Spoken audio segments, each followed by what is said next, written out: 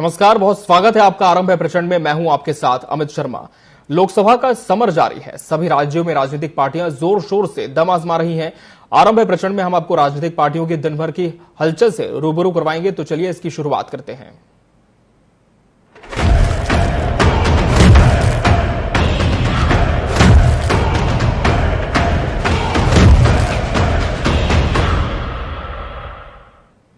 लोकसभा चुनाव के लिए कांग्रेस ने शुक्रवार को 48 पेज का घोषणा पत्र जारी किया है। दिल्ली में कांग्रेस मुख्यालय में सोनिया, राहुल खड़गे और मैनिफेस्टो कमेटी के अध्यक्ष पी चिदंबरम ने 5 न्याय और 25 गारंटी का ऐलान किया। पार्टी के घोषणा पत्र में मजदूरी 400 रुपए प्रतिदिन करने, गरीब परिवार की महिला को साल में 1 लाख रुपए देने, एमएसपी को कानून बनाने और जाति जनगणना कराने का जिक्र है। कांग्रेस ने अपने मैनिफेस्टो में युवा, महिला, मजदूर और किसान पर फोकस किया है। इन सभी वर्गों के लिए अलग अलग तरह की स्कीम्स का वादा है। पार्टी ने कहा है कि उसका घोषणा पत्र वर्क, वेल्थ और वेलफेयर पर आधारित है। यहां वर्क के मायने रोजगार, वेल्थ के मायने आमदनी और वेलफेयर के मायने सरकारी स्कीम्स के फायदे दिलाने से है। हमारा ये घोषणा पत्र देश के राजनीतिक इतिहास में न्याय के दस्तावेज के रूप में याद किया जाएगा। राहुल जी के नेतृत्व में चली भारत जोड़ो न्याय यात्रा में 5 पिलर्स पर ध्यान केंद्रित किया गया था। यात्रा के दौरान युवा न्याय, किसान न्याय, नारी न्याय, श्रमिक न्याय और हिस्सेदारी न्याय की घोषणा की गई थी। जहां कहीं भी हम गए, इन न्याय की बात हमने करी थी और इसकी गारंटी भी हमने दी है। इन 5 पिलर्स में से 25 गारंटी निकलते हैं। हर 25 गारंटी ने किसी न किसी को लाभ मिलने का इसके अंतर्गत यहां पर हमारे मैनिफेस्टो में भी है और इसके लिए जो हम पहले से ही करते हुए आए हैं वो भी हमने इसका उल्लेख। हमारा ये घोषणा पत्र देश जो आज यहाँ हुआ है बड़ा शानदार हमारा मैनिफेस्टो है और मुझे लगता है कि जनता आज उम्मीद करती है कांग्रेस को एक बेहतर विकल्प देने के लिए। हमारे मैनिफेस्टो में सब वो बातें कही हैं जो जनता चाहती है। किसान, नौजवान, महिला, मध्यम वर्ग, सबके लिए हम लोगों ने अपनी रोड मैप तैयार किया है। जनता उसको पसंद कर रही है और कल एक बहुत बड़ी जनसभा जयपुर में होने वाली है। उसमें लीडरशिप औपचारिक जो पब्लिक के बीच में जाकर मैनिफेस्टो को प्रेजेंट करेगी। लेकिन राहुल जी ने कहा ये मैनिफेस्टो 98% लोगों का है, भाजपा का मैनिफेस्टो 2% अडानी जैसे लोगों के लिए है। ये बिल्कुल ठीक है कि भाजपा की जो नीति है वो चंद लोगों तक सीमित है और कुछ पूंजीपति, कुछ ताकतवर लोगों के पर सीमित रहती है। हमारी जो मैनिफेस्टो है वो तमाम आमजन, किसान, नौजवान और आम व्यक्ति को लेकर हम लोगों ने मैनिफेस्टो बनाया। प्रोडिक्शन करते नहीं है, लेकिन राजस्थान में कितनी सीट कांग्रेस जीतेगी? बहुत बेहतर परफॉर्म करेंगे राजस्थान में और इस बार जनता बदलाव चाहती है और मुझे लगता है कि न सिर्फ राजस्थान में लेकिन तमाम राज्यों में कांग्रेस का प्रदर्शन बहुत बेहतर रहेगा। वहीं कांग्रेस के घोषणा पत्र को लेकर छत्तीसगढ़ के मुख्यमंत्री विष्णुदेव साय ने तंज कसा और कहा कि ना 9 मन तेल होगा ना राधा नाचेगी। पीएम मोदी को लेकर महंत के दिए बयान को लेकर भी सीएम का बयान सामने आया है। सीएम ने कहा कि ये जितना मोदी को गाली देंगे उतना हमें फायदा होगा।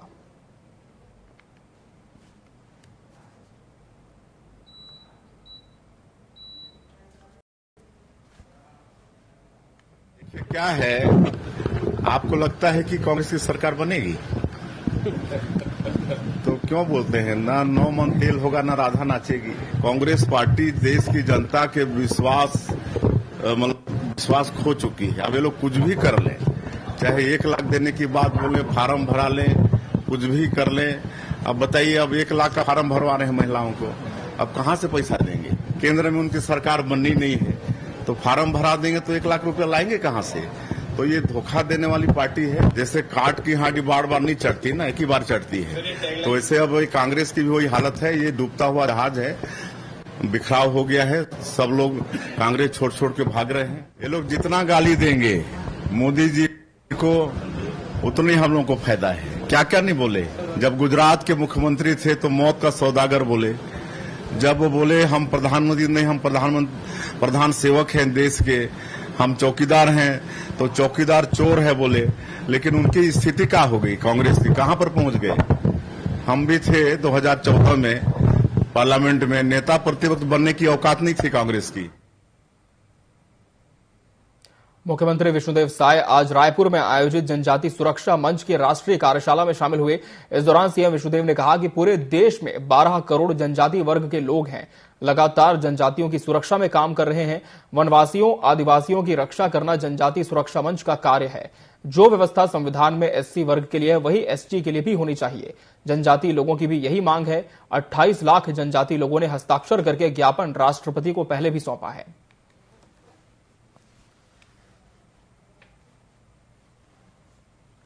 पूरे देश भर में करीब 12 करोड़ आबादी अनुसूचित जनजाति वर्ग का है।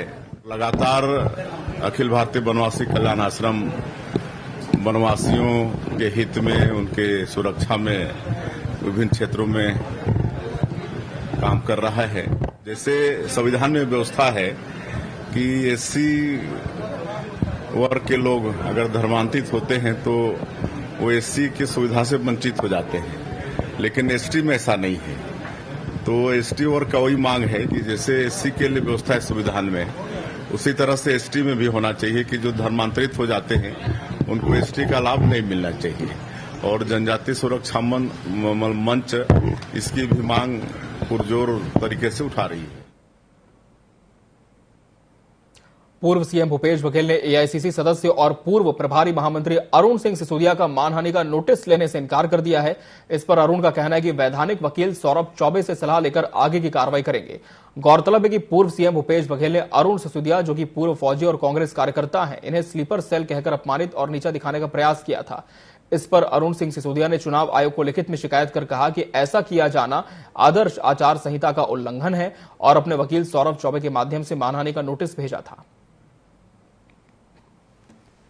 पिछले दिनों जो है भूपेश बघेल जी द्वारा मुझे एक स्लीपर सेल कहने से मेरा मन व्यथित रहा और साथ ही साथ कांग्रेस के कार्यकर्ताओं को, जिन्होंने उन्हें मुख्यमंत्री बनाया, उन्हें स्लीपर सेल कहा गया, जिससे कि मन में कहीं न कहीं बहुत पीड़ा हुई और आहत हुआ। और इस बात को लेकर मैंने मानहानि का नोटिस भिजवाया था, जिसे उन्होंने लेने से मना कर दिया है और मैंने इसकी जानकारी अपने एडवोकेट से चर्चा करके दे दी है। अब आगे वैधानिक जो भी नियम अनुरूप होगा वो कार्रवाई करेंगे, पर इस लड़ाई को हम जारी रखेंगे ताकि जो उनके द्वारा कहा गया शब्द है उसके प्रति वह क्षमा व खेद प्रकट करें। लोकसभा चुनाव से पहले लगातार बयानबाजी तेज होती नजर आ रही है। इसी बीच सीएम साय के बयान पर कांग्रेस का पलटवार सामने आया है। सीएम साय ने बयान देते हुए कहा था कि कांग्रेस की नेता प्रतिपक्ष बनने की औकात नहीं थी। कांग्रेस संचार प्रमुख सुशील आनंद शुक्ला ने पलटवार करते हुए कहा कि प्रजातंत्र में औकात जैसा शब्द स्वीकार नहीं है। देखिए, प्रजातंत्र में औकात जैसे शब्द सर्वथा अस्वीकार है। मुख्यमंत्री जी ने जो कहा है वो मुझे ऐसा लगता है कि अपने स्वभाव के विपरीत मोदी की अति भक्ति में आके इस शब्द का प्रयोग किया है। औकात जैसे शब्द प्रजातंत्र में जनता बर्दाश्त नहीं करती है। जनता जो औकात देखने की बात करते हैं उनकी औकात जनता बताती है। 2024 के चुनाव में जनता 2014 से लेकर 2024 तक के वादा खिलाफी का हिसाब देने को तैयार बैठी है। जनता जब औकात नापेगी तो बड़े बड़े लोग अपने औकात में आ जाएंगे।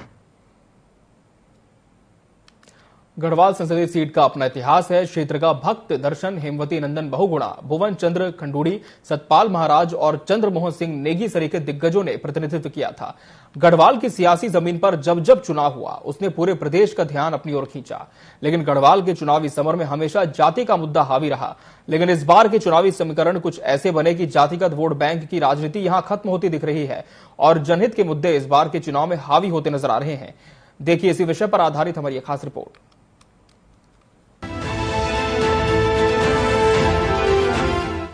जाति आधार पर वोटों को बांटने की ये विकृति सौभाग्य से इस बार के लोकसभा चुनाव में नदारद है। दो चिर प्रतिद्वंदी दल भाजपा और कांग्रेस के उम्मीदवारों के बीच की जंग या तो मुद्दों पर लड़ी जा रही है या फिर खुद को पहाड़ का सच्चा हितैषी जताने के लिए। लोकसभा चुनाव का प्रचार धीरे धीरे रफ्तार पकड़ने लगा है। भाजपा और कांग्रेस ने गढ़वाल में अपने अपने ब्राह्मण प्रत्याशी उतारे हैं। इसका परिणाम ये हुआ कि इस बार जातिगत समीकरण हाशिए पर चले गए हैं। ये पहली बार है जब पहाड़ की शांत वादियों में चुनाव में जातिवाद की बजाय जन मुद्दों की चर्चा हो रही है। गढ़वाल संसदीय क्षेत्र में 45% ठाकुर, 30% ब्राह्मण और लगभग 18% अनुसूचित जाति के मतदाता हैं। ऐसे में यहाँ बीते लोकसभा चुनाव तक जातिगत समीकरण हमेशा से हावी रहे हैं। इतिहास गवाह है कि कांग्रेस से भक्त दर्शन और भाजपा से बीसी खंडूड़ी ही ऐसे 2 सांसद रहे हैं जो सबसे ज्यादा बार यहाँ से जीतकर संसद पहुंचे। ये दोनों प्रत्याशी क्रमशः 4 व 5 बार यहाँ से जीते। वहीं सतपाल महाराज को 3 बार जीत मिली।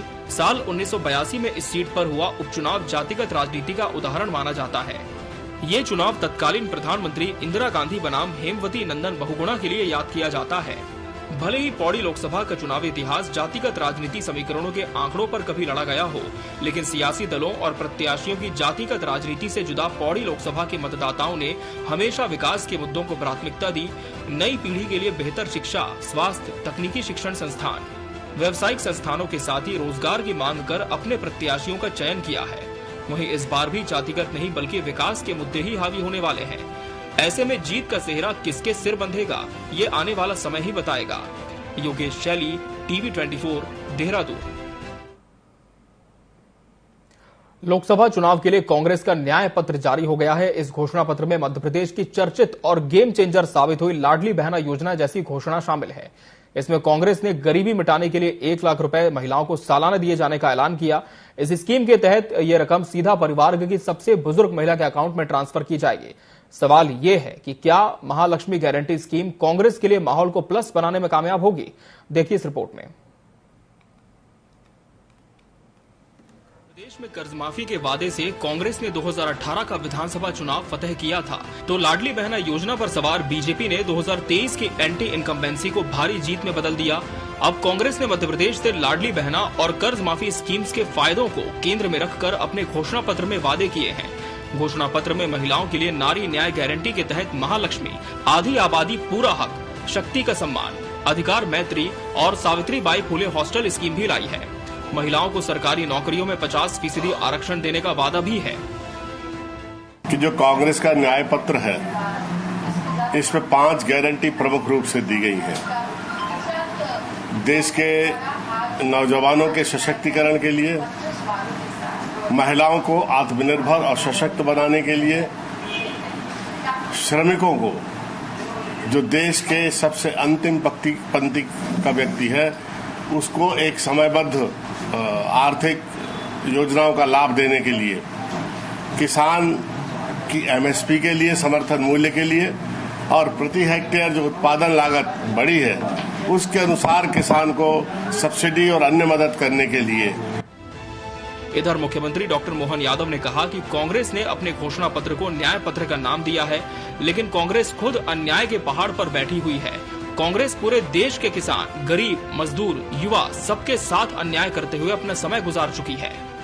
कांग्रेस ने का घोषणा पत्र, जिसको न्याय पत्र नाम दिया है, कांग्रेस अन्याय के पहाड़ पे बैठी हुई सदैव पूरी देश के किसान, गरीब, मजदूर, युवा सबके साथ अन्याय करते हुए उन्होंने अपना समय गुजारा। ऐसे में उनके द्वारा न्याय शब्द उनके मुंह पे शोभा नहीं देता है। अन्याय महिलाओं के साथ हमारे यहाँ 29 सीट पर 29 में से केवल 1 जगह कांग्रेस लड़ा रही, उसके उल्टा भाजपा 6 जगह लड़ा रही। हिस्सेदारी, परिवार से बाहर नहीं आने दे रहे। सभी कांग्रेस के बड़े नेता से लेके अपोजिशन के, इंडिया गठबंधन के सब लोग अपने परिवार से बाहर किसी की हिस्सेदारी बर्दाश्त नहीं करते। कांग्रेस ने अपने न्याय का दस्तावेज सामने रख दिया है। बीजेपी भी जल्द ही अपने संकल्पों को सामने लाएगी। सवाल घोषणाओं तक सीमित नहीं होगा। देश की तकदीर और तस्वीर बदलने में किसके इरादे कितने नेक हैं, इसका भी मूल्यांकन होगा। Bureau report, TV 24 news. Chhattisgarh में लोकसभा चुनाव के दौरान राजनांदगांव सीट सबसे हॉट सीट बनी हुई है, लेकिन अब ये एक अलग वजह से चर्चा में आ गई है। यहां नामांकन के अंतिम समय तक 240 से ज्यादा लोगों ने नामांकन दाखिल कर दिया है। इसे भूपेश बघेल की 384 प्रत्याशियों को लेकर दिए बयान से जोड़कर देखा जा रहा है। आखिर क्या है भूपेश बघेल की रणनीति और क्यों भाजपा इसे बता रही है अराजकता, जानिए हमारी इस खास रिपोर्ट में। छत्तीसगढ़ ही नहीं, देश भर में ईवीएम को लेकर विपक्ष सवाल उठा रहा है। इस बीच भूपेश बघेल ने पाटन की सभा में बैलेट से चुनाव का फॉर्मूला सुझाया है। उन्होंने कहा कि अगर 384 से ज्यादा प्रत्याशी होंगे तो ईवीएम की जगह बैलेट से चुनाव होगा, लेकिन अब राजनांदगांव की धरती पर यह क्रियान्वित होता नजर आ रहा है। राजनांदगांव लोकसभा से सियासी दलों के साथ 240 से अधिक निर्दलीय प्रत्याशियों ने भी नामांकन दाखिल कर दिया है। साथ ही अंतिम वक्त तक यहां से थोक में नामांकन फॉर्म खरीदे गए हैं। ऐसे में जहां भूपेश बघेल का फॉर्मूला 384 को लेकर चर्चा हो रही है, तो वहीं भाजपा और कांग्रेस के बीच इसे लेकर वार पलटवार के हालात भी बन गए हैं। भाजपा ने पूर्व मुख्यमंत्री भूपेश बघेल पर अराजकता फैलाने का आरोप लगाया है, वहीं कांग्रेस इस पर तंज कसती नजर आ रही है। राजनांदगांव में अराजकता फैलाने का प्रयास हो रहा है, पर राजनांदगांव की जनता, राजनांदगांव जो हमारी संस्कारधानी है, राजनांदगांव के लोग बहुत समझदार हैं, इस तरह की कुटिल राजनीति में नहीं फंसेंगे।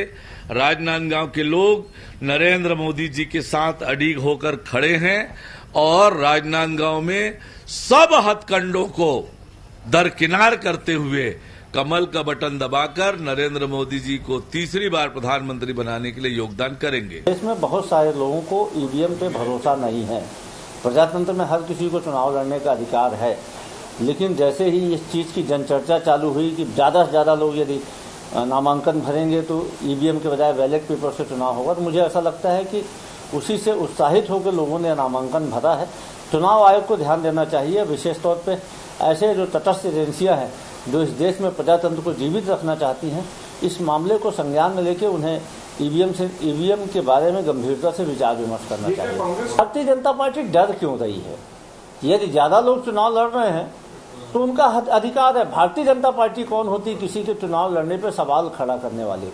दरअसल भारतीय जनता पार्टी की जान ईवीएम में बसती है। जैसे जादूगर की जान तोते में बसती है, वैसे ही भाजपा की जान ईवीएम में बसती है। जब भी ईवीएम के बारे में कोई तार्किक सवाल खड़ा होता है, भारतीय जनता पार्टी उसके विरोध में खड़ी हो जाती है। छत्तीसगढ़ में भूपेश बघेल और मध्य प्रदेश में दिग्विजय सिंह ने 384 प्रत्याशी उतारने को लेकर बयान तो दिया है, राजनांदगांव में इसका असर भी देखने को मिल रहा है। ऐसे में क्या वाकई 384 प्रत्याशी कांग्रेस जुटा पाएगी? इस पर चुनाव आयोग क्या स्टैंड लेगा, ये तो नाम वापसी के बाद पता चलेगा। फिलहाल तो बैलेट बनाम ईवीएम की लड़ाई में राजनांदगांव की जंग और दिलचस्प होती नजर आ रही है। टीवी 24 के लिए रायपुर से कुलेश्वर पांडे की रिपोर्ट।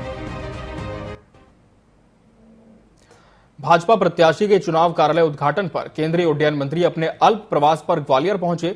इस दौरान उन्होंने कांग्रेस के बयानवीर नेताओं पर तीखा हमला बोला। मंत्री ने कहा कि सुरजेवाला ने हेमा मालिनी के बारे में अभद्र टिप्पणी की, हिमाचल की मंडी सीट से बीजेपी उम्मीदवार कंगना रनौत के बारे में आपत्तिजनक बयान दिया।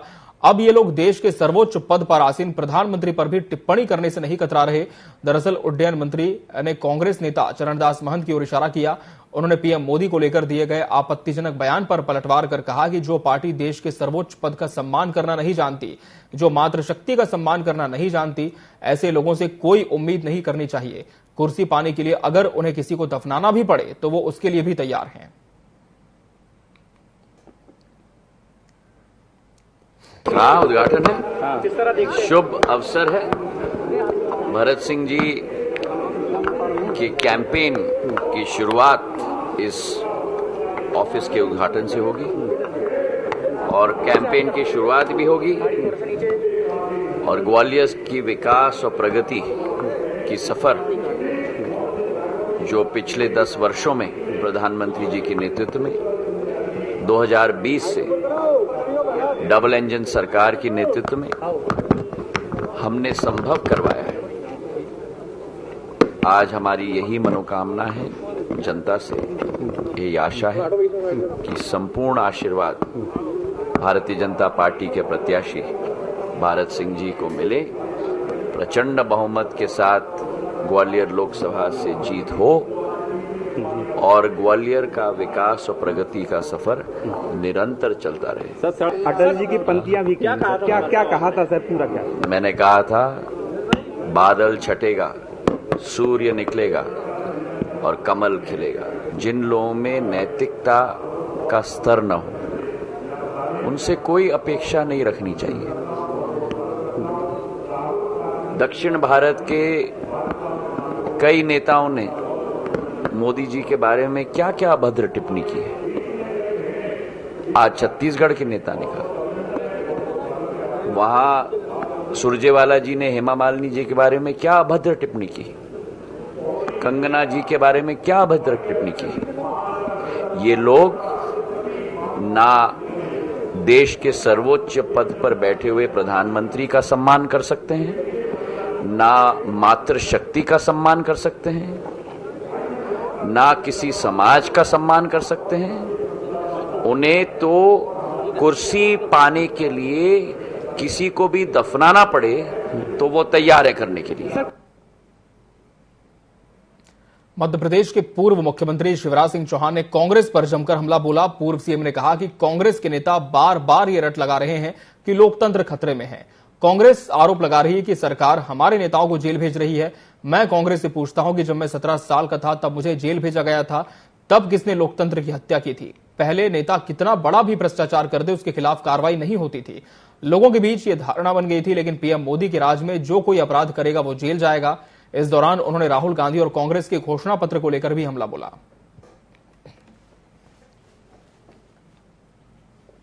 भारतीय जनता पार्टी पुनर्निर्माण का आंदोलन है, राष्ट्रीय पुनर्निर्माण का, देश को बनाने का, जनता के कल्याण का।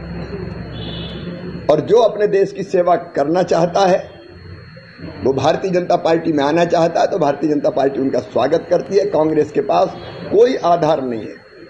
अपने मुख्यमंत्री श्री मोहन यादव जी को बधाई देता हूं। उन्होंने कहा था कोई योजना बंद नहीं होगी, बंद नहीं हुई है। आज फिर लाडली बहनों के खाते में पैसे डाले जा रहे हैं। इस योजना ने बहनों की जिंदगी में क्रांतिकारी परिवर्तन लाया है। मैं बहनों को बधाई देता हूं। एक दिल के टुकड़े हजार हुए, कोई इधर गिरा कोई उधर गिरा, ये तो बनने के पहले टूटते रहते हैं, खम ठोंकते रहते हैं। आप संजय निरुपम के बयान पढ़ लो, आप उद्धव ठाकरे जी के बयान पढ़ लो, आप ममता जी की दहाड़ सुन लो कांग्रेस को देख के, आपस में ही भिड़े हैं। नीति, नेता, नेतृत्व कुछ भी इनके पास नहीं है और नियत भी ठीक नहीं है।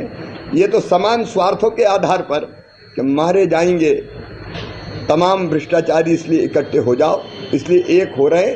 इनके दिल कभी एक नहीं थे, न विचार एक। उनके वादे झूठे जो कभी पूरे नहीं होते। भारतीय जनता पार्टी दोनों चीज, एक तरफ जो काम हमने किए हैं वो, और दूसरी तरफ विकसित भारत का रोड मैप लेके हम जनता के बीच में जाएंगे। मैनिफेस्टो पर काफी काम हो रहा है और खुशी की बात यह, प्रधानमंत्री जी ने अपील की लोगों से कि सुझाव दें।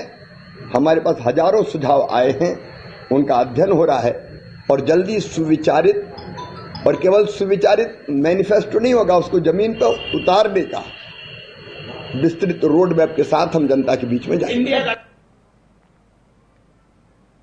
मध्य प्रदेश की राजधानी भोपाल में विधानसभा चुनाव के बाद अब लोकसभा चुनाव आते ही चुनावी वीडियो वायरल होने लगे हैं। भाजपा में कांग्रेसियों को शामिल करने पर गाने के माध्यम से प्रहार किए जाने लगे हैं। सीबीआई और ईडी की कार्रवाई को लेकर सोशल मीडिया पर एक गाना तेजी से वायरल हुआ है, जिसमें गाने के जरिए भाजपा पर तंज कसा जा रहा है। कांग्रेस प्रवक्ता डॉक्टर अनिल भारद्वाज के सीबीआई तुम्हें सताए या ईडी खौफ दिखाए, आजा प्यारे पास हमारे काहे घबराए का वीडियो खूब वायरल हो रहा है। मित्रों, जिस प्रकार से भारतीय जनता पार्टी के द्वारा, केंद्र सरकार के द्वारा जिस तरह से विपक्षी नेताओं पर, विपक्ष के नेताओं पर जिस तरह से सीबीआई और ईडी का दुरुपयोग किया जा रहा है और लगातार उनको परेशान किया जा रहा है, और वही घोटालेबाजों को अपनी पार्टी में शामिल कर लेते हैं, तो वो वॉशिंग पाउडर की तरह बिल्कुल साफ पाक हो जाते हैं। जिस तरह से दुरुपयोग किया जा रहा है उसके लिए हम 4 लाइनों में अपनी एक बात कहूंगा, आप लोग सुने और इसका आनंद लें। कि सीबीआई तुम्हें सताए या ईडी खौफ दिखाए, सीबीआई तुम्हें सताए या ईडी खौफ दिखाए, आजा प्यारे पास हमारे काहे घबराए, काहे घबराए, आजा प्यारे पास हमारे, भाजपा में आए तो काहे घबराए, ईडी तुम्हें सताए, सीबीआई तुम्हें सताए या ईडी खौफ दिखाए। सुन बाबू सुन, इस पार्टी में बड़े बड़े गुण, सुन बाबू सुन, इस पार्टी में बड़े बड़े गुण, रेप घोटाला और घूस के सारे दाग मिटाए, काहे घबराए, रेप घोटाला और घूस के सारे दाग मिटाए, काहे घबराए। और इसी के साथ आरंभ है प्रचंड में फिलहाल इतना ही। मुझे और मेरी टीम को दीजिए इजाजत। नमस्कार।